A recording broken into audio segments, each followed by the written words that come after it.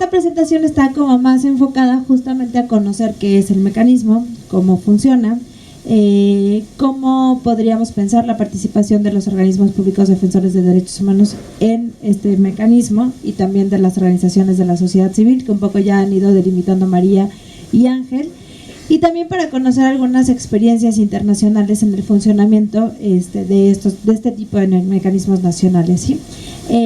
La idea es como abordarlo un poco desde la lógica pues más pues del diseño, ¿no? Estamos en este proceso, como decía Ángel, justamente como de reestructuración y de nuestro mecanismo nacional, y en esa medida pues estamos todavía con muchos pendientes, pero sí tenemos ya una base para repensar un poco cómo va a funcionar y cómo está empezando a funcionar desde estas modificaciones, y también cómo podemos empezar a pensar nuestra participación y nuestra pues sí, digamos que relación con estas nuevas estructura. Si le pasamos dos más, me voy a ir un poquito más rápido. Sí, más. Ahí está. Ya un poco ya lo vieron con María y con Ángel, pero justamente el mecanismo nace como un compromiso internacional, sí, que adquiere el Estado mexicano a partir de la firma y ratificación del protocolo facultativo de la Convención. La primera vez que se instaló el mecanismo fue en 2007, como lo comentaba Ángel, y pues sí fue producto a lo mejor de, como decimos nosotros, de un proceso de consulta con la sociedad civil, pero también hay que decir que justamente había pues muchos señalamientos desde entonces y cuestionamientos de por qué estaba el mecanismo dentro de una institución defensora de derechos humanos. Vamos a ver que tampoco es algo que sea exclusivo de nuestro país, pero que sí de alguna manera en ese momento hubo ese cuestionamiento, sobre todo por parte de las organizaciones de la sociedad civil. Sin embargo, bueno, quedó dentro de la Comisión Nacional, y también parte de ese, en ese momento, pues quedó adscrito a la tercera visitaduría de la comisión. Entonces, bueno, ese es uno de los puntos que han ido modificando. Pero lo que sí es importante es tener clara cuál es como el objetivo o para qué se crearon estos mecanismos nacionales de prevención, que en teoría o desde su concepción dentro del protocolo facultativo es que sean órganos de carácter independiente, y justamente como lo mencionaba María, su objetivo es la prevención, ¿sí? Es reforzar las obligaciones de proteger y de prevenir violaciones a derechos humanos a partir de hechos que puedan ser constitutivos de tortura o de otros tratos crueles o penas inhumanas o degradantes, ¿no? El protocolo facultativo justamente nos dice que estos mecanismos tienen como mínimo o deberán de tener como un mínimo de facultades, ¿no? O sea, un poco para empezar a dar luz de por dónde deben de caminar. Y justamente la primera facultad que dice es tener la posibilidad de hacer las visitas periódicamente o examinar periódicamente a las personas que se encuentran privadas de la libertad. Esto justamente con el objetivo de fortalecer, ¿no?, la protección de sus derechos humanos, especialmente en materia de tortura. Además nos dice que hay que hacer o que tendrían la facultad de hacer algunas recomendaciones a las autoridades competentes, ¿no? Lo mencionaba María. La idea es cómo caminamos en conjunto, ¿no? O el mecanismo va caminando en conjunto con las autoridades, con las personas servidoras públicas, pero también con aquellos particulares que tienen a su cargo personas privadas de la libertad. Además de hacer propuestas y observaciones acerca de la legislación vigente. Y aquí justamente lo voy a enmarcar en lo que comentaba Ángel, ¿no? La idea de esto es pensar cómo el diseño del mecanismo y de la legislación tiene que cerrar una pinza, ¿sí? No solo respecto de la atención de casos individuales en materia de tortura, sino cómo pensamos una política pública que dé una respuesta eficiente, ¿sí?, a las problemáticas que estamos viviendo. De entrada no teníamos un registro nacional de tortura de personas privadas, entonces no teníamos tampoco, ¿no?, un mecanismo que nos pudiera dar luz de hacia dónde caminar, ¿sí? cuál era la población a la que estaba dirigida la política pública, pues no teníamos como muchos elementos, ¿no? Cuáles eran las principales causas, ¿no? Tampoco los teníamos como muy claro, o a lo mejor podríamos tener algunos elementos que nos daban las organizaciones de la sociedad civil a través de sus informes, producto de la documentación de casos que hacían, pero si eso lo vemos pues a nivel nacional, pues eran esfuerzos pues realmente aislados, ¿no? Entonces justamente lo que vamos a ver a lo largo de esta exposición es que esta modificación a partir de la ley general, pues lo que busca justamente es ir como cerrando, ¿no? La estrategia de atención del tema en materia de tortura. Por supuesto que no podemos empezar a caminar en materia de política pública si no incorporamos un enfoque de derechos humanos a estas políticas, ¿no? Y en esa medida pues tendremos que pensar también la aportación que puedan hacer las organizaciones de la sociedad civil y los organismos protectores de derechos humanos para revisar, ¿sí?, no solo las legislaciones, sino también las prácticas que se están cometiendo, las prácticas institucionalizadas y no institucionalizadas, ¿no?, pero que de alguna manera están siendo, provocando esta problemática en nuestro país. Entonces, estos mecanismos los podemos definir como instancias justamente independientes y especializadas, encargadas de la supervisión permanente, ¿sí?, y sistemática de los lugares de privación en todo el territorio nacional, con el objetivo de mejorar el trato y las condiciones que se encuentran en las que se encuentran las personas privadas de la libertad. Como lo decía María, no tiene como objetivo la investigación de casos específicos, sino de una visión mucho más general, ¿no? Y además, pues en esta medida, pues asegurar el respeto a los derechos humanos y la prevención de la tortura. Tenemos que a partir de la ley general, pues se emite el reglamento del Mecanismo Nacional de Prevención de la Tortura el año pasado. Lo emite la Comisión Nacional en cumplimiento de lo establecido en la ley general y nos fija algunos principios que en realidad son principios que están ya o que tienen un fundamento en el protocolo facultativo de la convención. Uno, pues que de alguna manera no se causa un perjuicio, ¿no? Ahí está justamente incorporando el enfoque pues de derechos humanos desde las víctimas, ¿sí? El respeto o que todas las actividades que haga el mecanismo sea con respeto al personal encargado y también de las autoridades en su caso. ¿Sí? ¿Por qué? Porque somos coadyuvantes básicamente, ¿no? No estamos haciendo una investigación, una sanción, ¿no? Simplemente porque justamente de lo que se trata es de que tengamos la ayuda y la información y la aportación, ¿no?, de la visión de las autoridades también para que ellos expresen las problemáticas que están viviendo y que pueden derivar en alguna, digamos que, riesgo de tortura u otros tratos.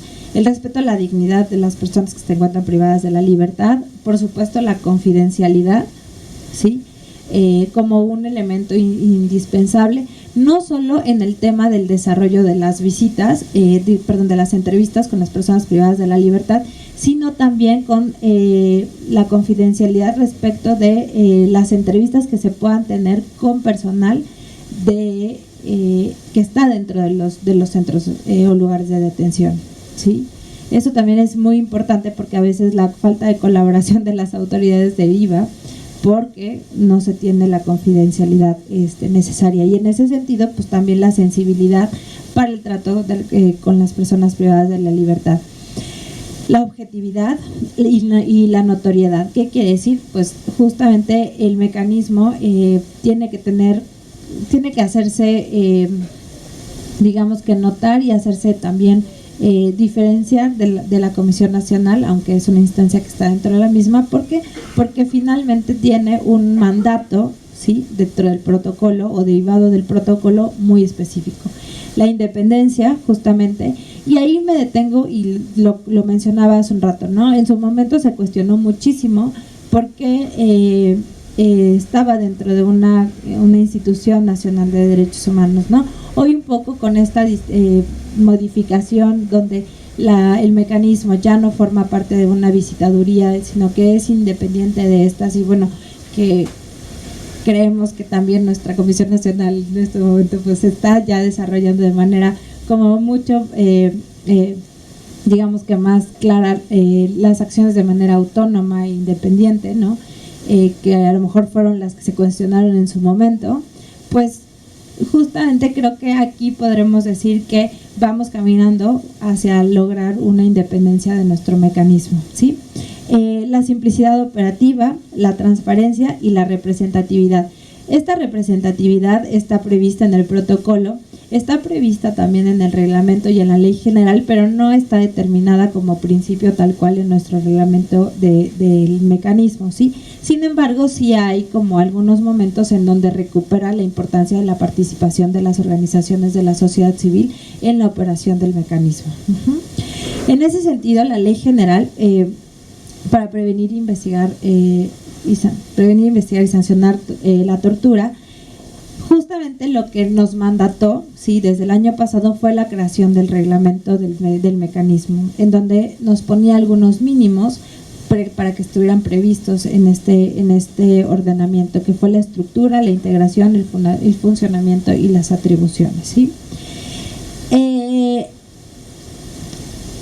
Quiero decir que en la estructura del Mecanismo Nacional de Prevención pues está prevista pues una presidencia, ¿sí?, de un comité técnico y del mecanismo mismo, ¿sí? El comité está integrado por diversos digamos que personas con cierto conocimiento y especialidad en la materia. Una de ellas es María Sirvet, por cierto. Y bueno, otros especialistas que también desde la academia y desde otros ámbitos han hecho una investigación y se han especializado en materia de tortura. Tiene la presidencia del comité y del mecanismo, pues es también el presidente de la comisión, en este caso del órgano o la Institución Nacional de Derechos Humanos, que en este caso es la Comisión Nacional de los Derechos Humanos, ¿sí? Además, el presidente de este mecanismo tiene la facultad de nombrar una dirección ejecutiva que además hará las funciones de secretaria técnica del comité técnico. Es importante señalar que el comité técnico de alguna manera hace como cuestiones es como un mecanismo consultivo, ¿sí? Técnico consultivo. Y en ese sentido, pues es muy importante contar con este tipo de órganos, ¿no? Ustedes lo saben, ustedes tienen, o los organismos públicos defensores de derechos humanos tienen generalmente consejos consultivos, ¿no?, que imprimen una visión pues desde otros ámbitos que no necesariamente son los que estamos teniendo, y sobre todo cuando estamos pensando en que es un mecanismo que forma o está inserto, no forma parte, pero está inserto dentro de una Comisión Nacional de los Derechos Humanos. Entonces, esta multidisciplinariedad y esta visión, esta incorporación de visiones diferentes es muy, muy importante, ¿no? Y además, sobre todo, porque el comité, vamos a ver más adelante, pues tiene ciertas facultades específicas que llevan que determinan hasta cierto momento la dirección que debe tomar el Mecanismo Nacional de Prevención. El presidente, sí, obviamente tiene facultades de nombrar a la dirección ejecutiva, sí, de enviar, o es el encargado, ¿no?, directo de enviar la información al subcomité de Naciones Unidas.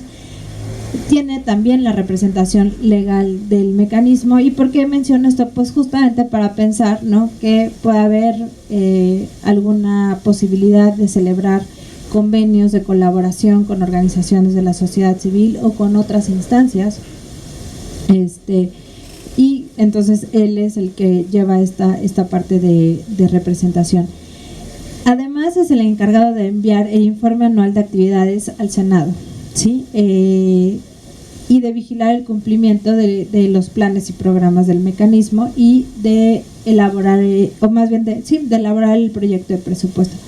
Esto es muy importante porque de alguna manera da cumplimiento a algunos de los elementos que están señalados expresamente en el protocolo como características específicas que tienen que tener los mecanismos locales o nacionales de protección, de prevención de la tortura.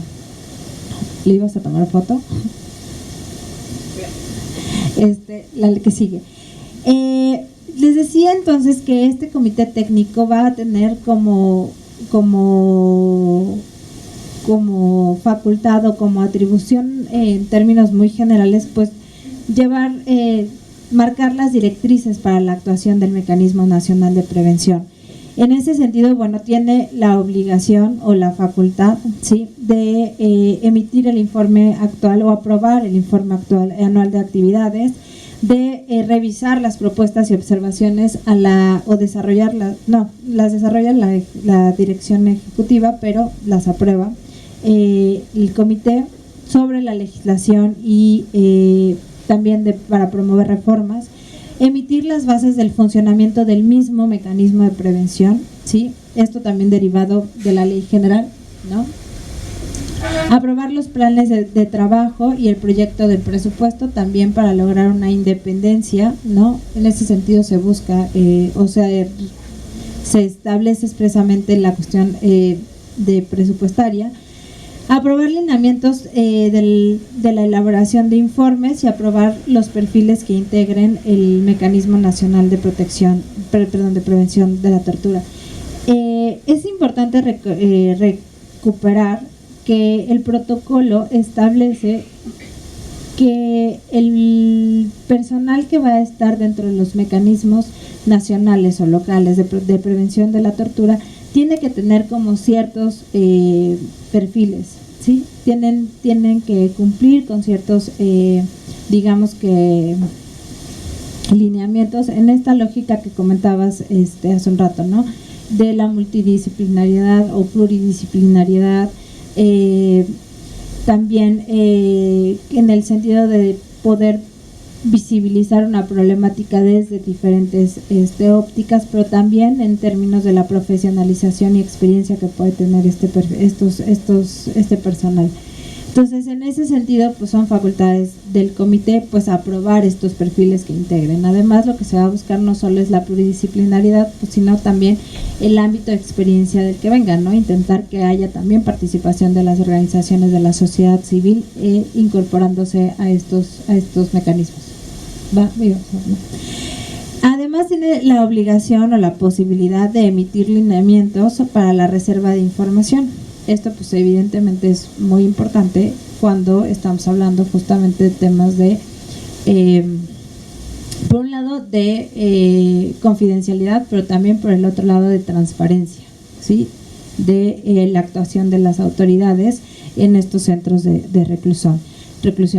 Debe poder tener la posibilidad o tiene la posibilidad de solicitar la apertura de expedientes de queja o denuncias ante los OPDHs, ¿sí? O sea, el mecanismo puede venir a solicitar que se abra una queja y se inicie una investigación por presunta violación a los derechos humanos y, en su caso, presentar las denuncias ante las fiscalías especializadas, ¿no?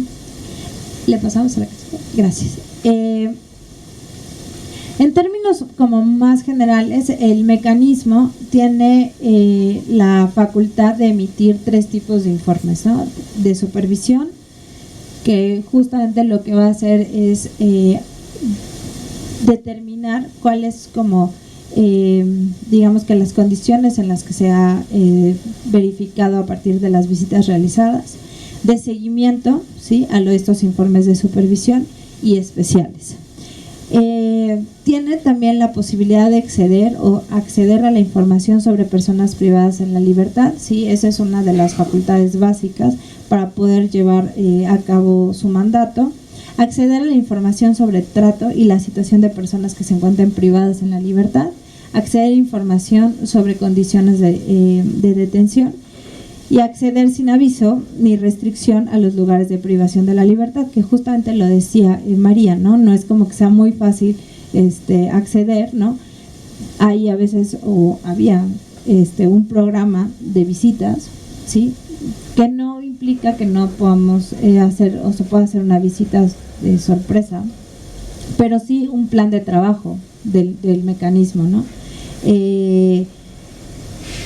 Solicitar información al Registro Nacional de Detenciones, que está en construcción, ¿no? Y también pues recibir información de personas privadas de la libertad a través de las entrevistas de familiares o de cualquier persona que haga una denuncia. Por otro lado, es importante que recuperemos es importante recibir información sobre patrones o métodos de conducta o métodos en la comisión de tortura, sus causas estructurales o factores en la legislación o práctica que favorezcan la comisión o aumente riesgo. Yo creo que esta facultad planteada en estos términos justamente lo que es como medular para pensar una política pública en materia de tortura. Porque como es práctica en nuestro país, ¿no? Muchas veces emitimos políticas públicas que buscan dar respuestas sin considerar estas causas o estas situaciones a partir de las cuales se debe hacer un análisis contextual de la problemática, ¿no? Entonces yo creo que estas son como las facultades medulares del mecanismo, ¿sí? Además de presentar quejas y denuncias respecto de los hechos que posiblemente constituyan tortura y otros tratos, y realizar las actuaciones necesarias para interrumpir las violaciones y preservar la integridad de las personas. Es decir, o bueno, casi se podría traducir, bueno, no solamente, pero en la solicitud de medidas cautelares y precautorias, ¿sí? Yo creo que podríamos en algún punto ponernos un poco más creativos desde el mecanismo y pensar otro tipo de intervenciones, ¿no? Para poder evitar de manera inmediata el riesgo o violación a una persona cuando en el marco de estas visitas se detecten este tipo de casos, ¿no? Por otro lado, bueno, también tienen la facultad de hacer las recomendaciones, esto derivado tal cual del protocolo en materia de investigación de tortura, ¿no? De hacer recomendaciones en materia de política pública y de hacer todas las propuestas de ley o reformas en base a los estándares internacionales, además de promover la participación de las organizaciones de la sociedad civil, ¿sí? Esto pues a través no solo de la firma de convenios, por supuesto, sino también pues de cualquier otra vinculación y participación y coadyuvancia, ¿no? Que se pueda dar entre el mecanismo y las organizaciones. Elaborar públicamente además el informe del mecanismo con el diagnóstico en términos federales, pero también por cada una de las entidades federativas, y ahí también podemos volver a recuperar la estrategia y la importancia, ¿no? De contar con una federación de organismos protectores de derechos humanos que de alguna manera refuerza la vinculación entre la nacional y los OPDHs para poder proporcionar información que ayude a estos informes. En el desarrollo de las actividades del mecanismo, sí es muy importante que se recupere que hay sí una obligación por parte de las autoridades y de las personas encargadas de los centros de detención de facilitar todo el desarrollo de las actividades del personal del mecanismo y de proporcionar toda la información y de permitir que se desarrollen las entrevistas que consideren necesarias.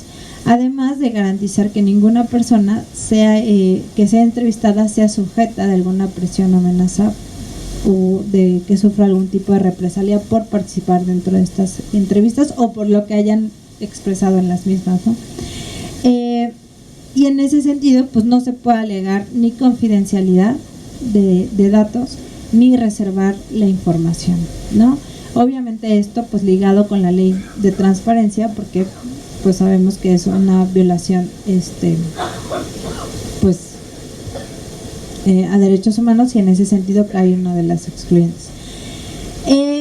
A partir de todo lo que ya hemos como venido abordando, la verdad no quería ser muy repetitiva con lo que ya habían visto como con María y con Ángel, entonces más bien como que ahorita lo que me gustaría es que a partir de lo que hemos venido platicando, pensemos si ¿cuáles serían las formas que ustedes podrían pensar desde las actividades o desde el ámbito de sus actividades respecto de el desarrollo o mandato que tiene el Mecanismo Nacional de Prevención de la Tortura? ¿Sí? ¿Cuáles serían, o desde su punto de vista, cuál sería el papel que podría tomar los organismos protectores de derechos humanos y las organizaciones de la sociedad civil?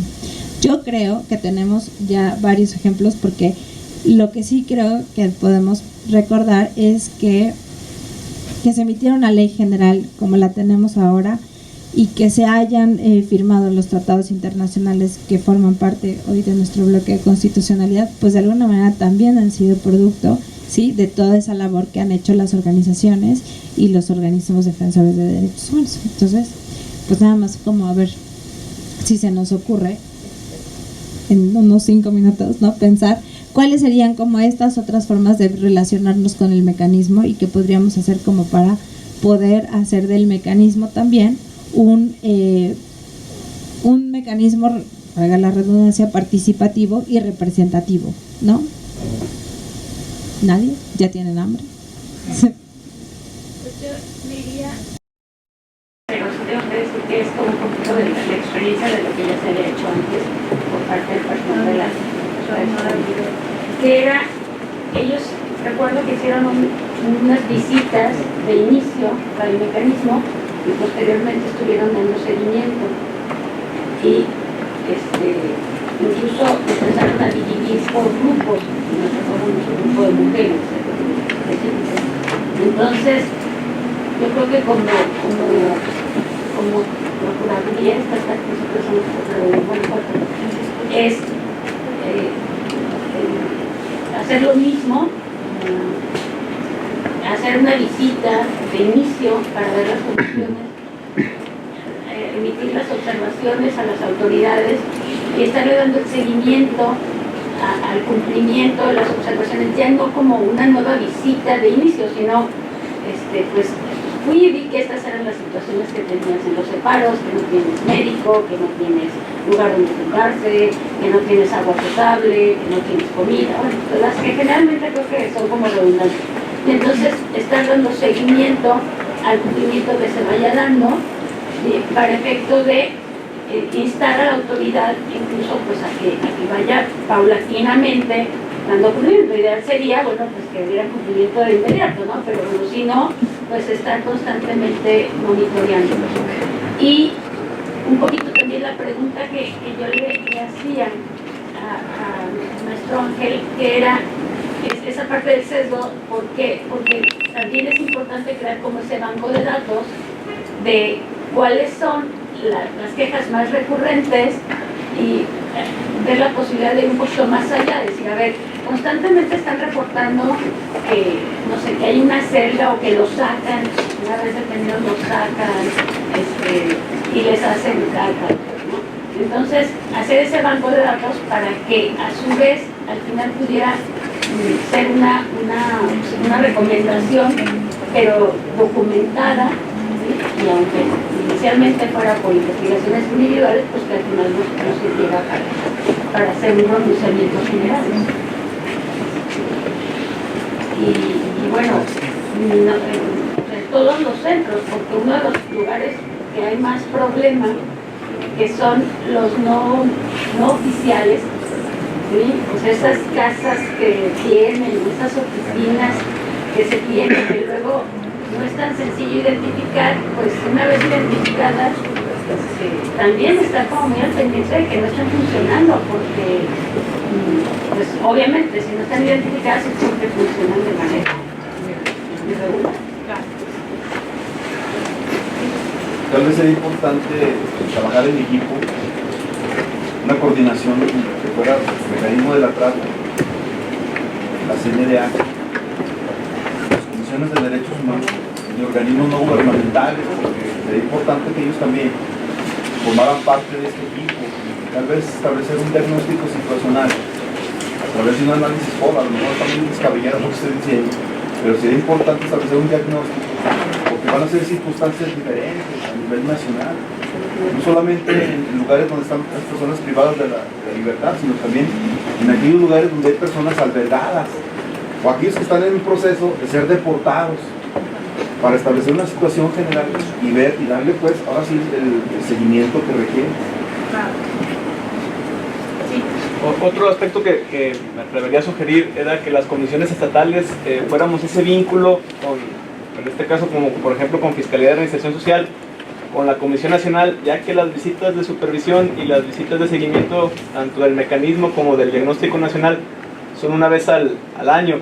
Entonces, las autoridades muchas veces ha sido así como que una constante, nos dicen que hacen las observaciones, pero nunca les dicen cómo hacerlo para mejorarlo. Por ejemplo, tienes pocos abogados, pero nunca les dan un número de cuánto sería el número para que la nacional les pusiera como que la palomita, ¿no? Entonces nos han solicitado ellos de que, oye, ¿por qué no nos vienen y nos dicen cuáles son los criterios? Porque a veces chocan hasta con los de ACA. Dice, entonces la nacional nos dice una cosa, ACA para certificarnos otra. Dice, porque alguien no viene antes de la supervisión y nos dice, mira, te voy a checar esto, y debes de tener esto, de esta manera. Y es una petición que nos han hecho constante, entonces a lo mejor puede ser una de las aportaciones de las estatales en coordinación con la nacional para buscar esa mejora en lo público.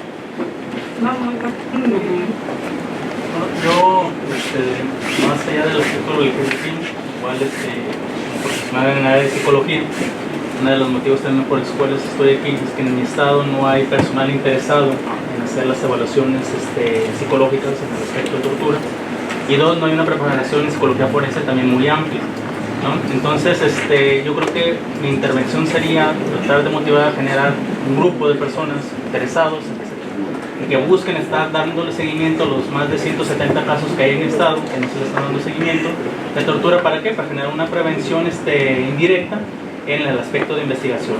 Entonces, empezar a mover esta parte de decir, ok, se está haciendo algo.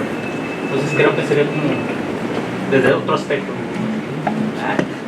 No, pues en ese es como un poco lo que comentaba. No podemos pensar la prevención sin esta otra parte, ¿no?, que conlleva la investigación y sanción de casos, ¿no? Entonces sí, sin duda. ¿Alguien más? ¿No? Nada más. Bueno, justamente desde las organizaciones de la sociedad civil, ¿alguien está de organizaciones? ¿Sí? ¿Nos quieren compartir algo? No, bueno, sí. Pero no todas son como documentos. Yo creo que, como comentabas, ¿no?, los convenios de colaboración, pero más allá de la colaboración formal, y más bien un diálogo constante, porque muchas veces son las propias organizaciones que ya sea de temas de mujeres, migrantes, comunidades indígenas, como documentan el día a día, porque pues es una de las principales funciones de las organizaciones, el documentar. Entonces se puede proporcionar al mecanismo esa información que se tiene de documentación y que podría brindar un mayor panorama sobre este diagnóstico de la situación y pues de los riesgos que también se identifican para poder realizar ciertas acciones o políticas públicas, y también en la incidencia de políticas públicas, pero también de reformas legislativas. Exacto. Yo les había puesto algunas como muy generales, ¿no?, que justamente era por supuesto, que formen parte o que acudan como invitados en las sesiones del comité en esta lógica de generar una mayor vinculación, un mayor diálogo, intercambio de comunicación y de experiencias. Obviamente también la de proporcionar información sobre personas que se encuentran privadas de la libertad y en condiciones de reclusión a partir de los casos que atienden, ¿no?, o de los que tienen documentados. Además de denunciar la tortura y otros tratos crueles, inhumanos y degradantes. Digo, esa facultad no solo la tiene el mecanismo, sino incluso los OPDH pueden presentar esas denuncias ante las fiscalías especializadas o las mismas organizaciones que están haciendo acompañamiento de casos, ¿no? La participación en el proceso de nombramiento de los integrantes del comité técnico, ¿no? A veces las convocatorias son como muy cortas, ¿no?, y no y no nos centramos todos, pero nadie los conoce. Pero justamente también son temas que se tienen que visibilizar desde la sociedad civil, ¿no? Una participación y un mayor seguimiento también en ese ámbito, ¿no? Porque pues muchas veces se nombran a estos comités, no es el caso de este comité recientemente nombrado, pero ha sucedido también en los nombramientos de otros organismos, incluso de otros organismos de derechos humanos, y ahí es donde también se hacía el cuestionamiento sobre la independencia de estos perfiles, ¿no? Entonces creo que también es un punto que debemos de tener como presente. Y las acciones de incidencia, ¿te quieres sentar?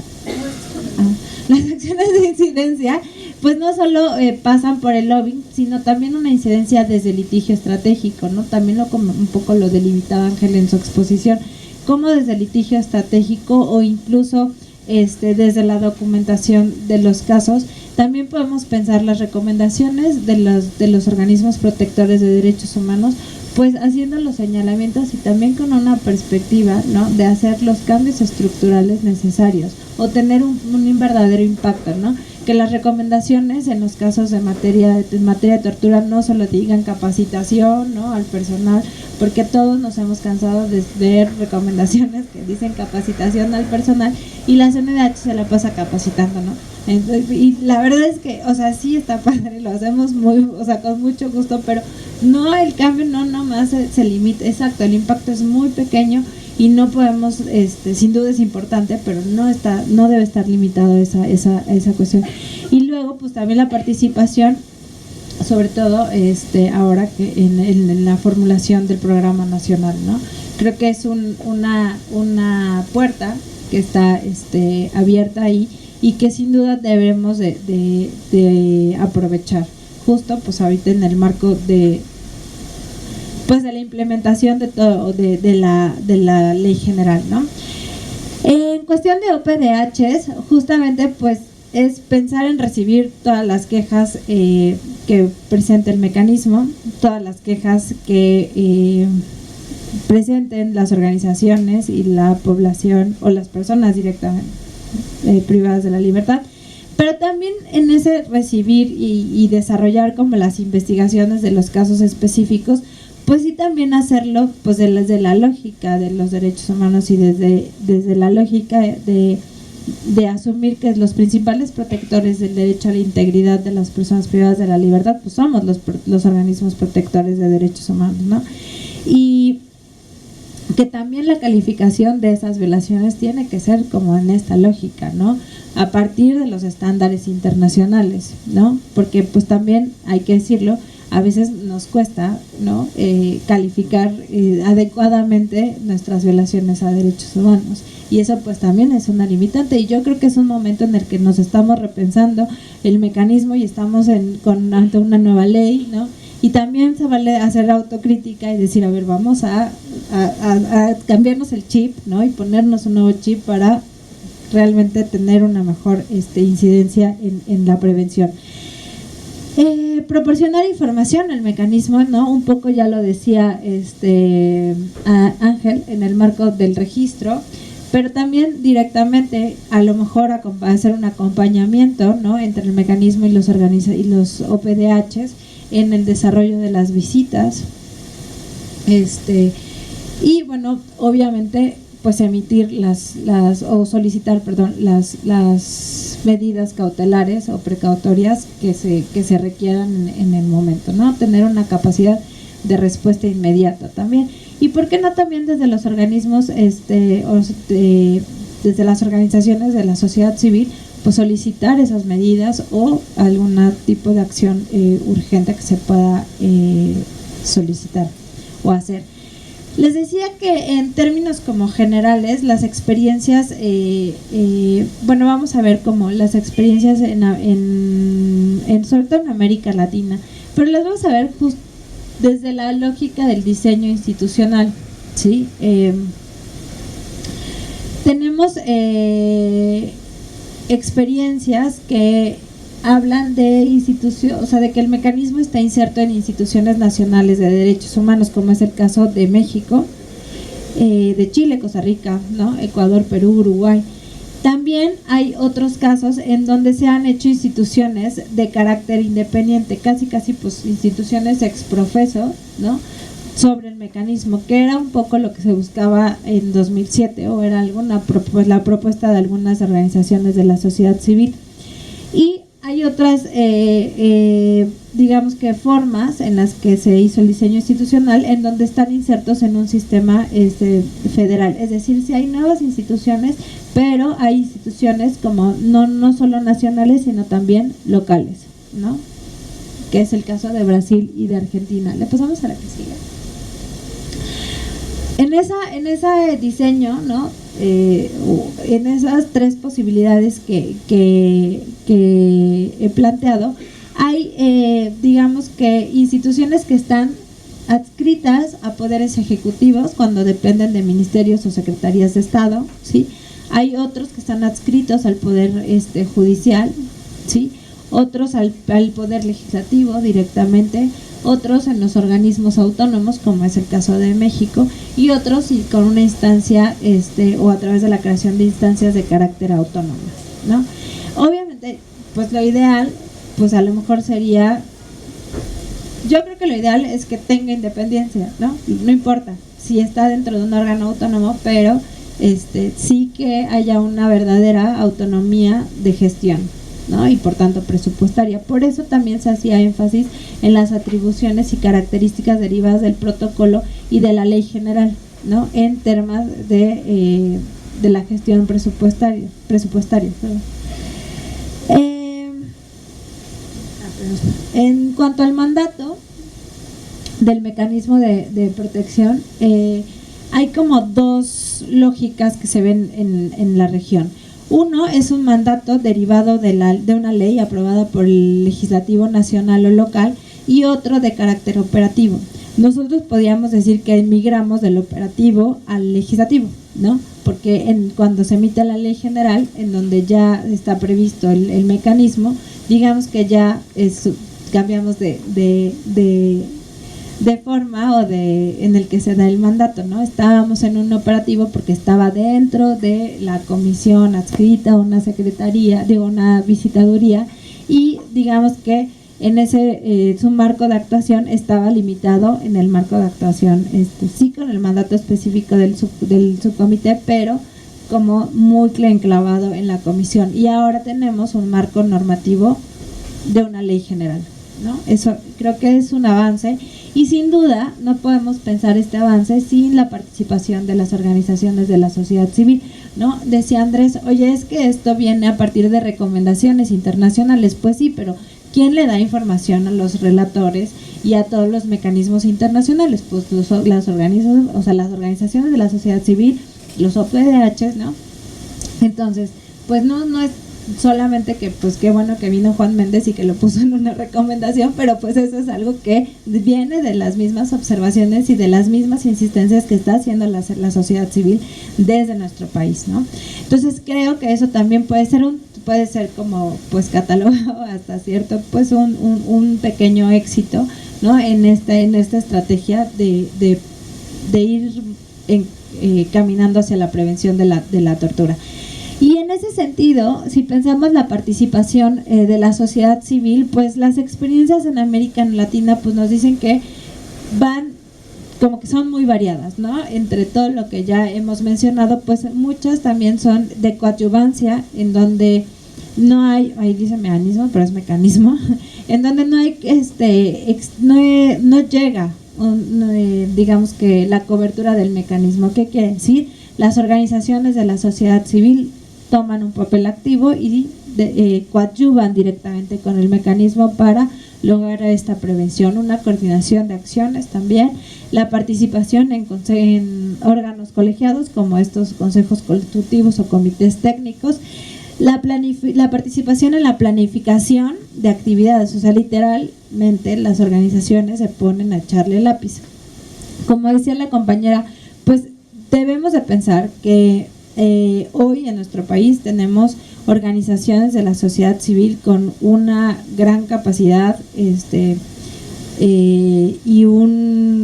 pues sí, debemos de reconocerles la experiencia y la profesionalización que también han tenido estas organizaciones, ¿no?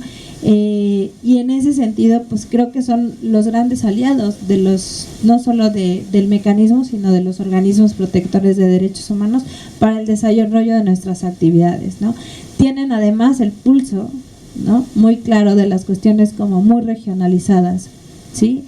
Entonces, obviamente, pues nosotros como PDHs, pues lo tienen, ¿no? Ustedes saben perfectamente, pero sin duda las organizaciones tienen como una vinculación con la población en otros términos que también valdría la pena como recuperar y pensar. Además, bueno, de hacer el acompañamiento en las visitas de lugares de detención, ¿no? Entonces podemos pensar en que vamos a ir o podríamos pensar en esquemas de visitas, pues en donde haya participación también de las organizaciones, y además en otros lados también se ha pensado en que sean asesores del mecanismo, ¿no? En este reconocimiento de la experiencia y profesionalización que tienen la sociedad civil, y además pensar que la sociedad civil pues no solo son las organizaciones, ¿no? Pueden ser expertos independientes, pueden ser académicos, pueden ser sindicatos, ¿no? Y bueno, en este sentido creo que vale la pena, y para los OPDH les va a hacer todo el sentido del mundo, es recuperar que los mecanismos nacionales de prevención de la tortura siguen también los principios de París. Entonces nosotros estamos ya muy familiarizados con esos principios y nos resulta muy fácil pensar la participación que tiene la sociedad civil con nosotros, ¿no? Entonces, bueno, para concluir, safe, pues la verdad es que creo que es un punto medular, ¿no? Todavía estamos en este proceso de pensar cómo vamos a implementar la legislación. La implementación o los procesos de implementación no son exclusivos de las instituciones de Estado, sino también deben de ser pensados desde un acompañamiento de la sociedad civil, de la academia, de expertos independientes, ¿no? O de expertos internacionales. Y creo que en ese sentido pues vale la pena que desde los OPDHs pues nos pongamos también en una lógica como muy proactiva con el mecanismo, ¿no? Y del mecanismo, ¿no?, pensar una vinculación también para con los OPDHs que ha existido, pero pues ahora pues más activa, sí, ¿no? Sí, claro, sin duda. Digo, es la lógica, no quiere decir que no lo hayas hecho, ¿no? Pues, pero creo que sí, no ha sido tampoco la experiencia en todos los lugares y pues ahora es un buen momento para hacerlo, ¿no? ¿Alguna pregunta? ¿No? Pues yo soy muy buena, ustedes, o sea, los confundí muchísimo o muy mal. No es preguntar. Sí, una opinión. Ya hablábamos de involucrar a las organizaciones de la sociedad civil. Yo creo que es muy importante también involucrar a los colegios y a las barras de abogados. Porque aquí muchos de ellos hablan de litigio y también se pudieron percatar de situaciones que tienen que ver con tortura o tratos crueles inhumanos. Sí, no, claro, por supuesto. Cuando hablamos de organizaciones, hablamos de todas y sin duda están pensadas también los colegios de abogados, que también creo que eso es parte también de los retos, ¿no? Como decía María hace un rato, bueno, hay como en el análisis contextual pues entra la implementación del sistema penal acusatorio, y cuando vemos que hay mucha también resistencia por parte de quienes somos abogados y abogadas y litigamos porque queremos aplicar un sistema con las mismas lógicas del sistema anterior, no un sistema nuevo, y entonces pues lo desconchinflamos, ¿no? Esa es la realidad, por decirlo de alguna manera. Y eso no podría suceder o no debería de suceder en esta nueva lógica que está teniendo el mecanismo y la ley general, ¿no? Si ya logramos un avance, pues lo que no podemos hacer es que ese avance lo sigamos aplicando con las mismas prácticas, porque no nos llevaron a ningún lado, ¿sí? Entonces, pues esa es la invitación, pues, ¿no? Pues muchas gracias.